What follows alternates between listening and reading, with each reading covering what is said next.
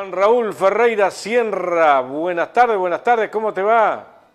Buenas tardes, un gran gusto. Bueno, un día complicado, con la lluvia, pero contentos de que seguimos en la brecha. Y yo me quería referir a esta interpelación que ha solicitado la bancada del Frente Amplio sobre los desmanejos en los fondos de Salto Grande.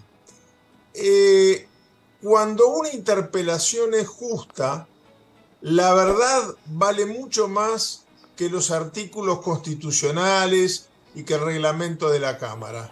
De tal manera que yo recuerdo, por ejemplo, perdónenme que sea autorreferencial en esto, la época en que mi viejo, en la década, fines de la década del 60, principios del 70, empezó a destacar con denuncias en el Senado junto a Carlos Julio Pereira desde la bancada del Partido Nacional de entonces, y habían algunas normas no escritas. Por ejemplo, mi viejo iba a ver al presidente Gestido, luego vino Pacheco, y le decía, tengo este material para denunciar. Y el presidente, la mayoría de las veces, le pedía la renuncia al ministro sin que necesidad de que hubiera interpelación. Después vino Pacheco y eso dejó de ocurrir. Las interpelaciones lo lanzaron al estrellato y fue lo que le dio figuración, repito, en los finales de la década del 60. Ahora hay discusiones que si el quórum máximo, que si se vota por 2/3, que el recurso constitucional. Este tema de Salto Grande es de una gravedad tan tremenda y la información que maneja la bancada del Frente Amplio es tan fuerte que yo creo que algunas de las autoridades del organismo, y no sé si del Ministerio de Relaciones Exteriores, que es quien debería de controlarlo, no caen antes de que la interpelación se haya llevado a cabo y haya terminado y se haya sometido a votación una moción de desaprobación a lo actuado por este ministerio. Estando Pero yo voy a Talvi, tirar acá algunos datos. estando Talvi de canciller, sacó al hijo de Julio Luis, de Sí, Julio claro, María. claro. Sí, exactamente. Sí, sí. Y hay cosas de Salto Grande que es hora de que el país entero se haga cargo. Por ejemplo, ¿por qué si el Tratado de Salto Grande se firmó simultáneamente con los tratados del Río Uruguay y del Río de la Plata? ¿Por qué entonces hay una comisión binacional para administrar el Río de la Plata y una comisión binacional para administrar el Río Uruguay, pero un organismo internacional, textualmente, para regir Salto Grande? ¿Hay en el mundo algún otro organismo internacional de 2 Estados miembros? Nos queremos ir del Mercosur porque es poco, somos 4, y tenemos un organismo internacional. ¿Y qué quiere decir esto de organismo internacional? Bueno, en primer lugar, los cargos no son honorarios como en la Comisión Administradora del Río de la Plata y la del Río Uruguay. Son muy bien pagos. Además de muy bien pagos, tienen auto con chofer, tienen alojamiento en Salto, alojamiento en Buenos Aires para los uruguayos, en Montevideo y en Salto para los argentinos. Pero además tiene una norma increíble. Salto Grande es el único organismo internacional con 3 sedes. Naciones Unidas, Nueva York.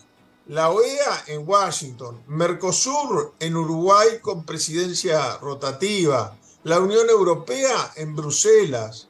Salto Grande tiene sede en Montevideo, en Salto y en Buenos Aires. Vale decir, Me dijeron que en Paysandú también. bueno, pero no tiene carácter de sede. ¿Y por qué tiene oficinas también? Pero ¿por qué yo insisto en esto de las 3 sedes, Néstor? Por lo siguiente, cada director, que son 10 directores, la ANCAP, UTE, lo administran 5 directores. Hay entes autónomos y empresas estatales que tienen 3 directores. Salto Grande tiene 10, 5 uruguayos y 5 argentinos. Cada uno de ellos tiene una oficina con secretaría, con auto, con chofer, con toda la infraestructura en Salto, en Montevideo y en Buenos Aires. Pero tiene que fijar domicilio en uno de estos tres lugares. Entonces, por ejemplo, yo soy salteño, fijo domicilio en Salto. Cuando viajo a Montevideo, a mis oficinas de Montevideo pagas por la represa, o cuando viajo a Buenos Aires a una reunión del directorio, porque las reuniones son rotativas en las tres sedes, me pagan viático como si estuviera de viaje oficial. Estoy en la sede del organismo cobrando viático como en un viaje oficial. Pero hay algunos casos de directores, vamos a dejar que los interpelantes exhiban toda la documentación que tienen, yo después voy a alargar la que yo tengo también. Hay algunos directores que son salteños, por ejemplo, y que fijaron domicilio en Buenos Aires o en Montevideo. De tal manera que cuando estaban en su casa y no había ni reuniones, ni iban a la oficina, ni nada, cobraban viático como misión oficial porque estaban en una sede de Salto Grande fuera de aquella en la que habían fijado domicilio. Bueno, además de todo esto, todos estos privilegios los tienen por integrar la Comisión Técnica Mixta. Por eso comúnmente se le conoce como la CTM de Salto Grande. Y la CTM de Salto Grande jurídicamente no existe. Si vamos a leer el tratado que crea la Comisión Técnica Mixta, la crea para construir la represa. Y cuando empiece a funcionar, dice el tratado, la primera de sus turbinas, dejará de existir la comisión constructora, la comisión técnico mixta, para dar paso a una comisión de administración de la empresa hidroeléctrica binacional. Nunca fue creada. ¿Por qué? Porque no quieren que se dejen de amparar los directores en estos privilegios, que dejen de ser 10, que tendrían que ser además ingenieros, arquitectos, constructores, especialistas en construcción, no en administración de una empresa hidroeléctrica, que es lo que están haciendo en este momento. La condición de organismo internacional, además, para ir redondeando, porque ya estamos, perdónenme mi breve retraso el día de hoy, no va a volver a ocurrir en el largo camino que tenemos por delante. Pero esta condición de organismo internacional hace que en Salto Grande no rijan las leyes uruguaya ni argentina. No pueden haber fallos judiciales para laudar conflictos laborales, por ejemplo, ni de Argentina ni de Uruguay. Eso yo no lo sabía. Hay un tribunal de jurisdicción propia, un tribunal arbitral, como tiene las Naciones Unidas para laudar conflictos internos, bueno, o por ejemplo, dar un salvoconducto. Por ejemplo, las Naciones Unidas funciona así. Estados Unidos no le puede negar la visa a un delegado de Salto Grande, de un país extranjero, porque el tribunal arbitral dice, no, déjelo ingresar con un salvoconducto nuestro. Bueno, esa misma inmunidad jurisdiccional no se aporta al BPS, ahora que están tan preocupados con la reforma jubilatoria. Los funcionarios mejores pagos de territorio nacional no aportan al BPS. ¿Por? No aportan al BPS porque las leyes previsionales no son de estricto cumplimiento porque se considera que es jurisdicción internacional por tratarse de un organismo internacional. Todas estas locuras... Vos perdoname, Juan Raúl, te pido disculpas que te voy a interrumpir, pero en realidad yo tengo que ir a hablar con Alviso, a ver si me consigo un cargo. Yo quiero estar. Yo antes de morirme quiero estar ahí. Porque además, cuando uno mira la nómina de cargos, hay tantos cargos que no tienen ningún sentido. Yo quiero decir, para que alguien no vaya a decir, pica, yo integré la Comisión Técnica Mixta y me da mucho dolor después que han pasado muchos años, que ningún periodista me preguntó por qué me fui, por qué renuncié. Si es un cargo que todo el mundo apetece, todo el mundo quiere, ¿por qué yo a los pocos meses de estar ahí renuncié?